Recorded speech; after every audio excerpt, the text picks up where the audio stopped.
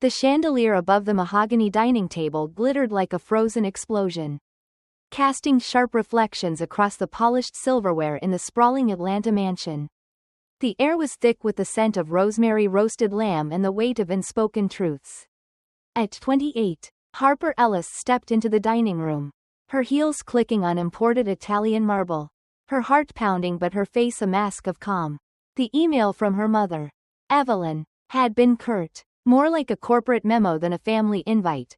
Sunday, 6:30 p.m. Formal attire. Discussion of critical transitions. No warmth, no hint of affection, just a command. Harper adjusted her tailored blazer and took her seat, her dark eyes scanning the room. Her father, Victor, sat at the head of the table, his presence as commanding as ever, his silver hair catching the light.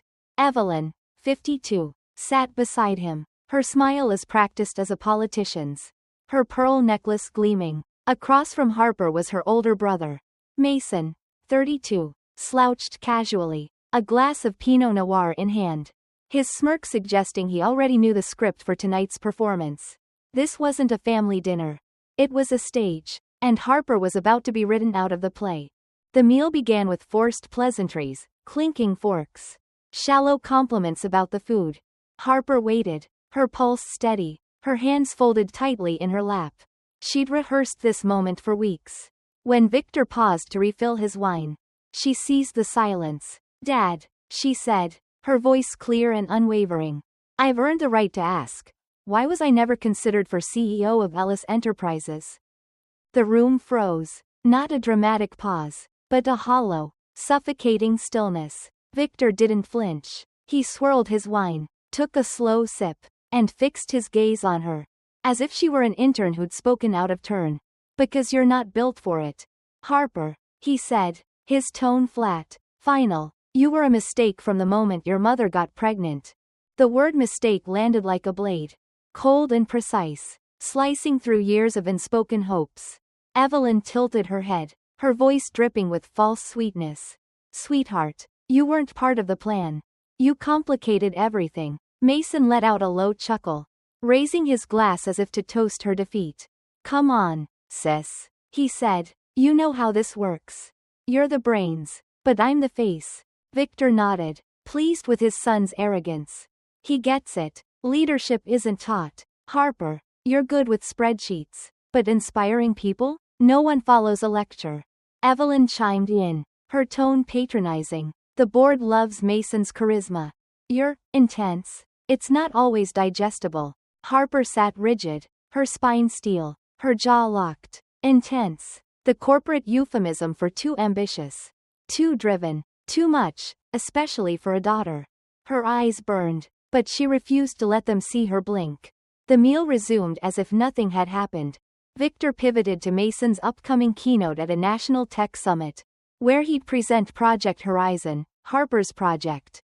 She'd built it from nothing. Late nights coding the framework, securing patents, assembling a team. Mason's sole contribution? The word, disruption, plucked from a tech blog.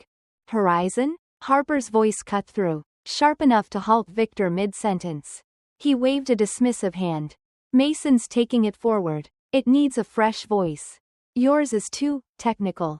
Evelyn's smile was a weapon.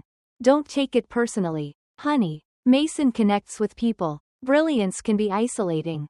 Harper's nails dug into her palms beneath the table, grounding her against the urge to scream. Her parents sat there, sipping wine, rewriting history. Her brother, lazy, entitled, clueless, was about to parade her life's work on a national stage. And she was expected to smile and nod. The rest of the dinner passed in a blur of silverware clinks and betrayal's low hum. They'd made their choice long ago. This dinner was just a formality. Harper had been tolerated, not valued, used, not trusted, groomed to serve, never to lead. For the first time, she stopped chasing their approval.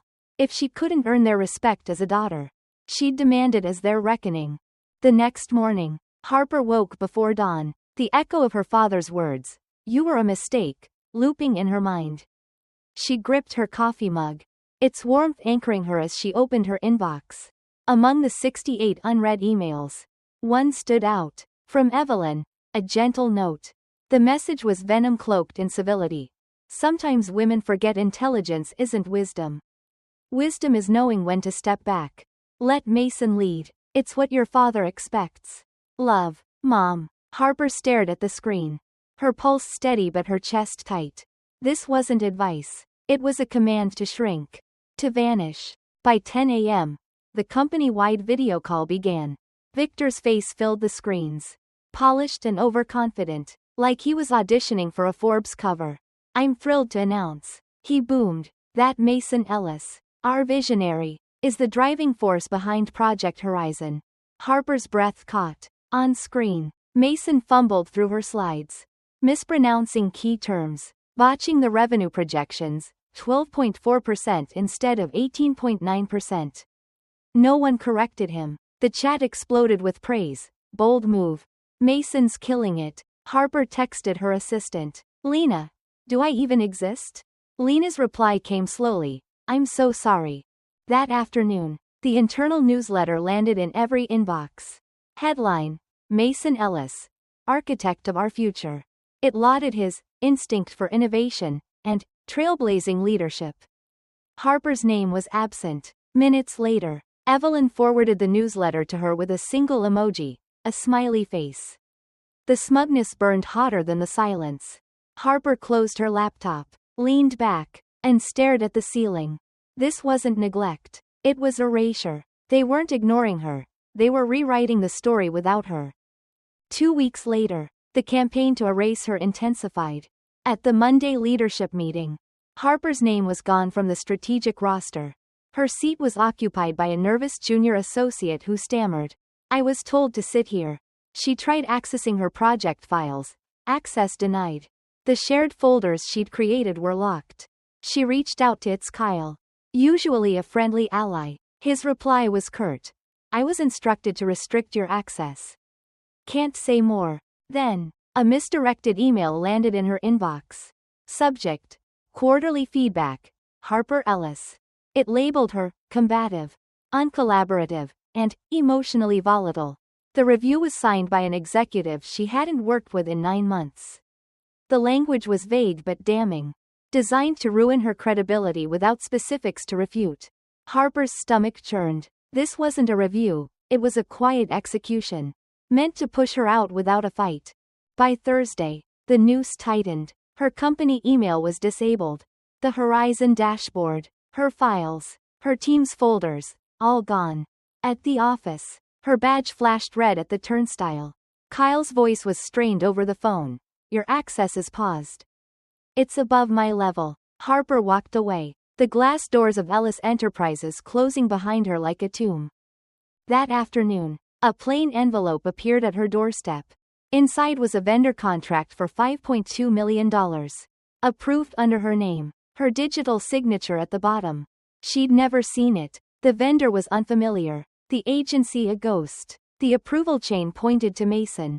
His signature initiating the process. This wasn't ambition, it was sabotage. If audited, this could brand her a criminal. Harper didn't panic. She called Nora, a compliance lawyer she'd known from a past deal. Someone forged my signature, Harper said, voice low. They're framing me for fraud. Nora's tone sharpened. Send it now. 15 minutes later, she called back. If this hits audit, you're looking at jail time. Whoever did this wants you gone. Harper's pulse raced, but her hands were steady. They want a war, she said. They'll get one, on my terms. She moved fast. Harper gathered emails, access logs, timelines, screenshots, every scrap of evidence. She packed her home office into a sleek black case, powered off her work phone. The next morning, she walked into Ellis Enterprises one last time.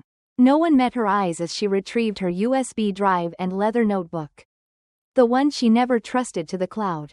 In the elevator, her reflection stared back, calm, resolute, a stranger burning with purpose. Time to disappear, she whispered, but disappearing wasn't surrender. In her midtown condo, blinds shut, Harper opened her off-site backup drive. She called her forensic accounting team. Retained from a prior acquisition. Full access to financial data. She ordered, start with vendor payouts. Last 12 months. Flag anything tied to Mason. Then she dialed a number she hadn't called in years. Elliot. The trustee of her late grandmother's estate. Do I still control the family trust? She asked. His voice was cautious. You do. Primary controller. Nothing's changed. Harper smiled, a spark igniting in the dark. She logged into the company's financial dashboard. Not as an executive but as the trust's majority investor. Her cursor hovered over a button. Pause disbursements. One click, and the machine her family took for granted ground to a halt. No drama, no announcement, just silence that screamed louder than any words. 4 days later, chaos erupted. Paychecks didn't clear. Vendors flooded the lines. Mason's emergency board call was a disaster. His glitch excuse crumbling. Victor stormed into CFO Derek's office, demanding answers. Derek, hands shaking, revealed the truth. The trust, controlling 60% of operating funds, was frozen by its primary controller, Harper. Evelyn said nothing, but her silence was a confession. She knew. Harper sat at her kitchen counter, sipping tea, watching the fallout unfold through Lena's screenshots. The war had begun, and she held the high ground. This wasn't revenge, it was reclamation, and she was just getting started. The executive floor of Ellis Enterprises in Atlanta was a cathedral of glass and steel. Its silence as sharp as the marble under Harper Ellis's heels. At 28, she stepped out of the elevator. Her black tailored suit a quiet declaration of war. No laptop, no entourage, just a slim leather folder tucked under her arm. Heavy with the truth, weeks of betrayal had led to this moment. Her family, Victor, Evelyn, and Mason, had tried to erase her. But today, Harper would rewrite the story. Inside the boardroom, the air was thick with tension. Victor paced, his silver hair disheveled, his voice barking orders to no one in particular. Mason sat hunched, his usual smirk replaced by a nervous tic. Evelyn, 52, was a statue of composure. Her navy dress immaculate, her eyes fixed on some distant point. The board members, 12 suits in varying shades of unease, shuffled papers and avoided eye contact. The door swung open, and Harper entered. 12 heads turned. The room fell silent, as if the air itself had been sucked out. She didn't take her old seat, third from the head, where she'd always been reminded she wasn't quite enough. Instead, she walked to the far end of the table, directly across from Victor, and sat. Her presence alone stopped every whisper, every fidget. Victor cleared his throat, desperate to reclaim control. This emergency meeting addresses a hostile attempt to disrupt our liquidity. He began, his voice tight. We believe. There was no hostile attempt. Harper cut in, her voice calm but razor sharp. A beat of stunned silence followed. I froze the accounts. Gasps rippled through the room. She leaned forward, her gaze sweeping the board. I hold 60% of Ellis Enterprises operating funds through the family trust. Every paycheck, every vendor contract, every expansion you approved, it all flowed through capital I control. Victor's jaw clenched. Mason blinked, his face paling. Evelyn's composure cracked, just a flicker in her eyes. Tamara, the general counsel, leaned forward, her voice steady. That's legally accurate. The trust's primary controller has full authority. Harper opened her folder, laying out documents with deliberate precision. These are vendor agreements, she said, her tone even. Payments to non-existent firms. Consulting fees funneled to offshore shells. This one, she tapped a page, was registered to Mason's college buddy. Total fraud, $12.3 million. The room erupted in murmurs. Derek, the CFO, reached for the document, his hands trembling. Harper continued, unrelenting, and this shows Victor's counter-signature. Whether through negligence or complicity, these approvals enabled theft. Victor's face turned ashen, his usual arrogance drained. Evelyn stared straight ahead, her silence louder than any defense. Mason snapped, his voice shrill. This is payback. You're bitter because you were passed over. Harper met his gaze, not with anger, but with the calm of someone who'd already won. No, Mason, this is accountability. You didn't earn the torch, you stole it. Then burned the house down. Tamara stood, her voice cutting through the chaos. If these documents are verified, and I believe they are, we're required to launch a full investigation. I recommend the immediate suspension of Victor and Mason Ellis. Pending legal review. Effective now. One by one. The board nodded. No one defended them. Victor tried to speak, but his voice cracked. A hollow echo of the man who'd called her a mistake. Harper stood, collecting her folder. I didn't come to win, she said, her eyes locking with the room's. I came to reclaim what's mine. She walked out, the boardroom door closing behind her like a guillotine. 2 days later, at 7:14 a.m., a text from Evelyn lit up Harper's phone. Lunch. Just us. No lawyers. No drama. No emojis. No warmth. Just Evelyn's signature precision. Harper stared at the message. Not because she doubted her answer, but because she wanted to feel what it was like to see her mother's name without flinching. She typed back. Okay. They met at a sleek Buckhead bistro. All polished wood and muted jazz. The kind of place where secrets were traded over $40 salads. Harper arrived early, but Evelyn was already there. Her navy blazer crisp, her smile a diplomatic mask. Harper, she said softly, as if they were old friends. Harper nodded, sliding into the booth. The waiter poured water and vanished, leaving a heavy silence. You've made your point, Evelyn began, her voice low, controlled. You're brilliant, fierce. You always have been, but you're burning bridges no one can rebuild. Her fingers tightened around her glass. There's still time to fix this. For the family. You care about our legacy. Don't you? Harper watched her, unmoved. Evelyn leaned closer. We did what was best for the business. For your future. Harper's voice was quiet but unyielding. No. You did what kept me beneath you. Evelyn blinked, a rare crack in her facade. You think I enjoy this? She asked. Do you know what it took to keep this company afloat? Harper didn't waver. I know exactly what it took, because I was the one holding it together while you played gatekeeper. The server set down untouched salads. Harper reached into her bag, pulling out an envelope. Inside was a single document, severing all legal ties to the family trust. Save her controlling interest. I'm not your daughter anymore, she said, sliding it across the table.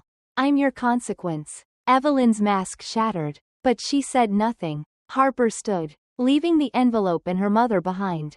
The CEO's office was no longer a stage set for someone else's story. Harper's name was on the door, etched in steel. At 28, she stepped into the role she'd been denied. The glass walls reflecting a city skyline that felt like hers for the first time. The company hadn't collapsed, it was thriving. Lena, her assistant, returned the week before, greeting Harper with a misty-eyed nod and a stack of reports. Vendors who'd threatened to walk were now signing long-term deals. Payroll ran smoothly. The hallways, once thick with tension, hummed with purpose. Derek stopped by one morning, a quarterly report in hand. We're up 14%, he said. Investors are calling this a miracle. Harper scanned the numbers. Real growth. No shortcuts. Derek hesitated, then added, this company doesn't fear leadership anymore. They believe in it. She gave a quiet nod. It was enough. Mason's indictment came 2 weeks later. Wire fraud. Corporate theft. The evidence Harper provided left no room for debate. She didn't attend the hearings. She didn't need to watch him fall. Victor was stripped of his title. Relegated to founder emeritus. A hollow label with a corner office on the lowest floor. He called once. Harper let it ring. Evelyn vanished from the narrative. No messages. No appearances. Just silence. It was the kindest ending they'd ever get. In the new quarter, Harper sent a company-wide email. Subject: You were never invisible. This company was never just theirs. She wrote. It was ours, the late nights. The impossible deadlines. The ideas no one else dared voice. I saw you. From now on, you'll be seen. Replies flooded in, raw and honest. A warehouse manager wrote. We didn't quit on the company. We quit on them. We stayed for you. Harper taped that one inside her desk. That evening, she stood by her office window. Atlanta's skyline glowing gold under the setting sun.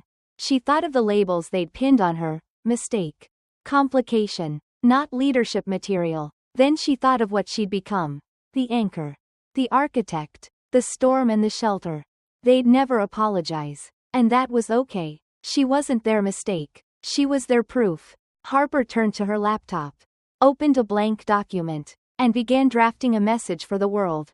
If you've ever been dismissed, underestimated, or told you're not enough, she wrote, hear this. You are not their mistake. You are not the seat they refused you at their table. Sometimes, the hands they try to silence are the ones holding everything together. She paused, then added, I had to lose their approval to find my peace.